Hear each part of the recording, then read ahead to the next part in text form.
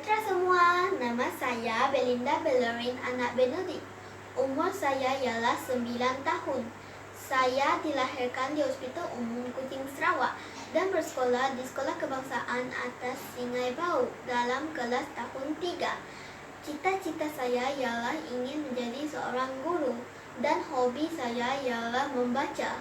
Saya merasa gembira kerana terpilih dan pertandingan Bulan Bahasa PSS peringkat sekolah tahun 2021 dalam kategori Bahasa Melayu.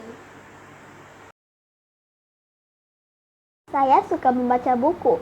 Saya membaca berbagai jenis buku, antaranya adalah buku ini. Judul buku ini ialah Jangkitan Virus Pandemik Influenza. Siri buku ini ialah Bahaya Dunia Tanpa Disedari. Buku ini diterbitkan oleh Pustaka Nenas pada tahun 2021 dan penulisnya adalah Farhana Yusuf. Bilangan muka surat buku ini adalah sebanyak 48 muka surat. Buku ini tidak terlalu tebal dan mempunyai gambar-gambar berwarna-warni serta ilustrasi yang menarik. Sangat sesuai dibaca oleh kanak-kanak sekolah kerana kandungan buku yang bermanfaat. Ini mengisahkan tentang kehidupan manusia yang dikelilingi oleh berbagai bahaya tanpa disedari. Dalam zaman milenium ini, terdapat berbagai bahaya seperti virus yang menyebabkan pandemik. Ramai yang tidak mengambil langkah berjaga-jaga kerana kurang pengetahuan tentang bahaya yang sedang mereka hadapi tanpa sedar. Ceritakan sedikit tentang judul buku ini, iaitu Jangkitan Virus Pandemik Influenza. Apa itu virus influenza? Influenza atau flu merupakan salah satu penyakit berjangkit yang disebabkan oleh virus. Influenza ialah jangkitan virus yang kerap menyebabkan jangkitan pada hidung, tekak dan paru-paru. Tanda-tanda atau gejalanya adalah seperti demam, selesema dan batuk. Jangkitan influenza mudah menular terutama di tempat-tempat tumpuan orang awam seperti sekolah, asrama, institusi, latihan dan kem. Cara utama penyebaran virus influenza adalah seperti menerusi titisan cecair pada pernafasan, batuk atau bersin.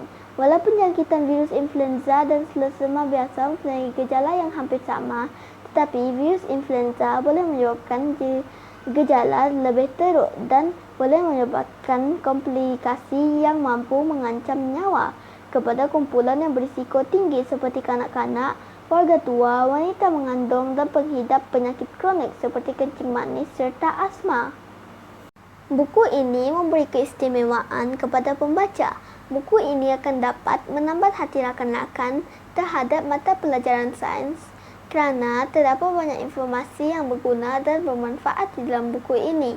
Tajuk di dalam buku ini disusun dengan teratur dan cermat serta bahasa yang mudah difahami.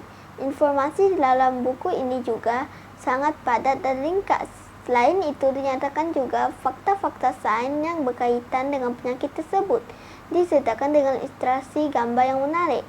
Tetapi, terdapat sedikit sahaja kekurangan buku ini, iaitu terdapat beberapa istilah asing yang sukar difahami. Namun, tidak perlu risau kerana di muka surat terakhir buku ini terdapat glosari untuk rujukan atau penjelasan kepada istilah asing tersebut.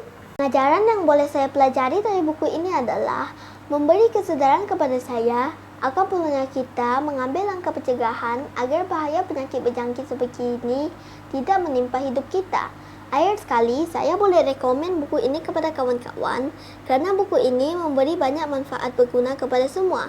Untuk mendapatkan bahan bacaan ini, silakan berkunjung ke pusat sumber sekolah atau membelinya di kedai-kedai buku atau melalui online.